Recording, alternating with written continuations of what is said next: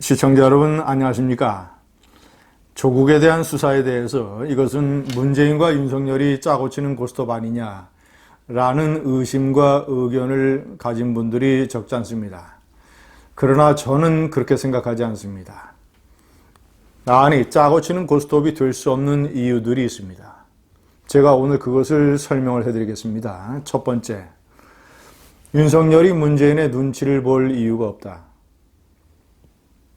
윤석열의 입장에서는 자신이 검찰총장으로 임명되는 데까지가 문재인의 눈치가 필요한 것이지, 일단 임명이 됐으니까 2년의 임기는 보장이 된 것이고, 2년 임기가 끝나는 것이 2021년 7월쯤 됩니다.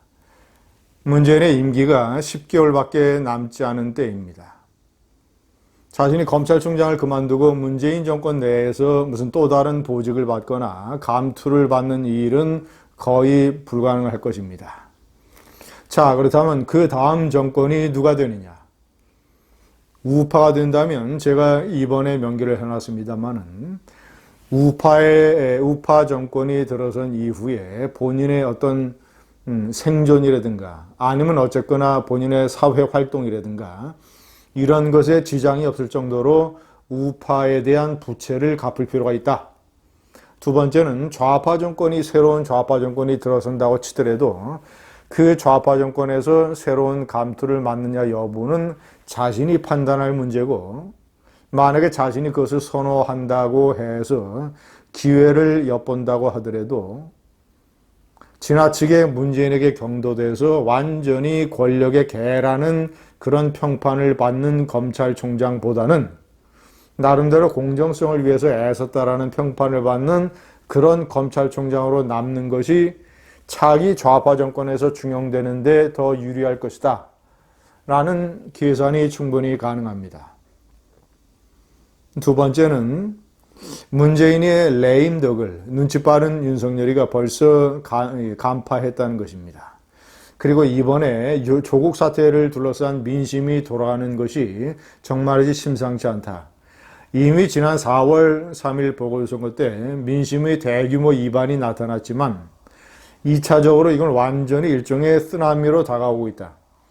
더군다나 대학생들의 촛불 집회, 그리고 각종 나타난 여론조사, 거의 더블 스코어를 넘어서 3대1 정도로 조국에 대한 반대가 압도하는 민심,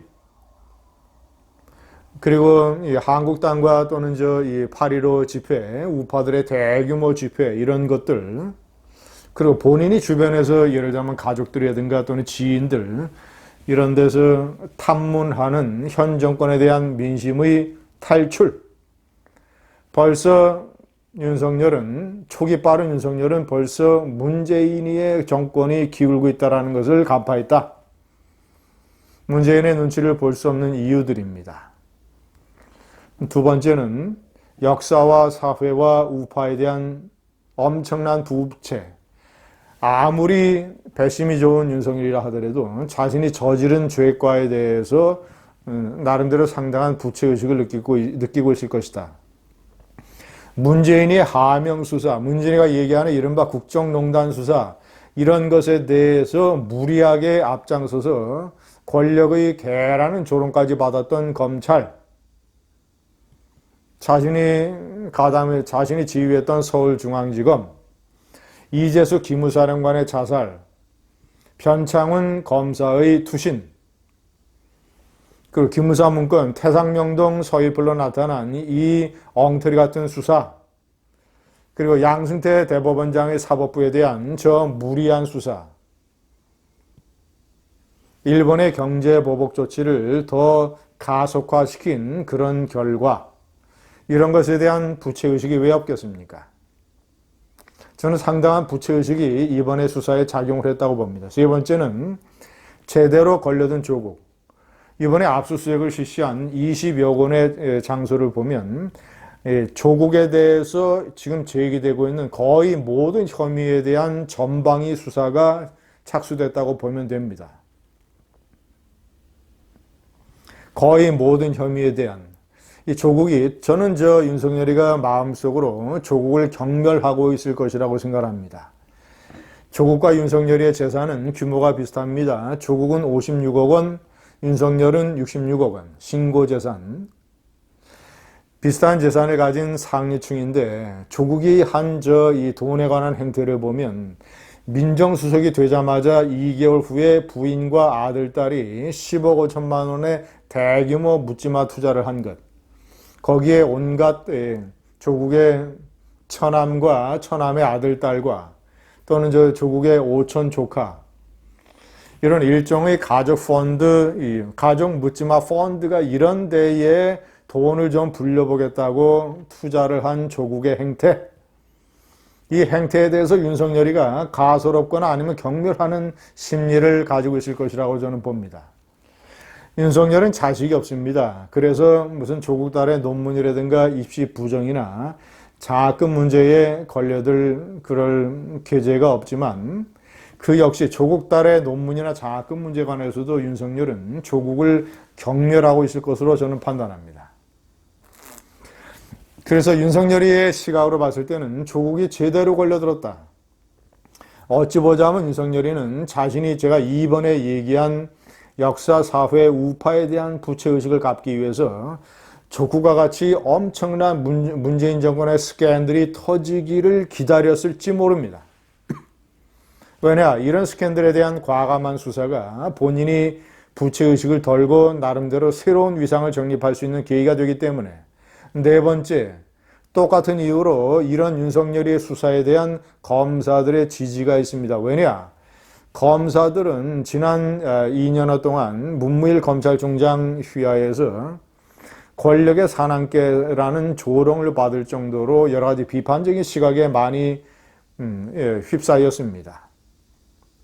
더군다나 윤석열이가 취임한 이후에 윤석열이의 증오의 3인방이 돼서 적폐 수사에 앞장섰던 박찬호, 한동훈 이런 차장검사들 전부 대검의 부장검사로 승진을 하고 대신 손혜원 수사나 김은경의 환경부 블랙리스트 수사를 담당했던 검사들은 좌천되고 해서 검찰의 사기가 많이 땅에 떨어지고 검찰의 공정성에 대한 비판으로부터 검사들이 엄청난 스트레스를 받고 있었는데 마침 조국이라고 하는 커다란 고기에 과감하게 작사를 꽂아대는 윤석열에 대해서 검사들의 지지가 있다.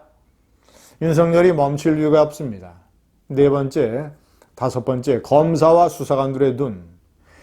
서울중앙지검의 특수 2부, 이 사건을 담당하는 특수 2부는 검사가 7명에 많은 수사관들이 있습니다. 아마도 사건의 규모가 커지게 되면 수사 인력이 많이 보강이 될 것입니다. 자, 그렇다면 검사들과 딸린 수사관들과 검찰의 직원과 얼마나 눈들이 많습니까? 눈들이 많은데 이것을 무슨 짜고 치는 고스톱으로 무슨 압수수색 쇼를 했다? 저는 그것이 물리적으로 불가능할 거로 봅니다. 만약에 그런 낌새가 있거나 그런 식의 거래나 결탁이 있다고 한다면 그 관여된 수백 명의 사람들 중에서 양심선언을 하는 사람이 왜 안 나오겠습니까? 제가 많은 사건에서 음모론을 경계하는 이유가 세상이 이렇게 음모론이 통할 정도로 불투명하지가 않다. 특히 SNS 시대에는 도처의 내부 고발자들이 포진해 있다. 이들이 입을 열게 되면 윤석열이는 하루아침에 갈 수 있습니다. 만약에 권력과 거래하거나 결탁을 한다면. 자, 마지막 네 번째, 윤석열이 개인적으로 이런 식의 행보를 취해도 거리낌이 없을 정도로 나름대로 좋은 환경을 가지고 있습니다. 재산이 66억 원이 됩니다. 자, 그렇다면 일단 내후년 7월 달에 검찰총장을 그만둔 다음에 몇 년을 쉬어도 됩니다. 물론 검찰총장은 바로 개업을 할 수 없게 되어 있지만 그런 이후에 본인이 개업을 하든 아니면 러펌에 취직을 하든 아니면 다른 사회 활동을 하든 아니면 어디 또 다른 무슨 나름대로의 일을 도모하든 아니면 정치권에 뛰어들든 자신이 어떤 선택을 할 수 있을 정도의 경제적인 조건을 가지고 있다는 것. 이것이 윤석열이가 마음 놓고 문재인의 눈치를 볼 이유가 없이 권력과 짜고 치는 고스톱 할 필요가 없이 윤석열 나름대로의 부채 청산 수사를 감행할 수 있는 주요한 이유들입니다. 감사합니다.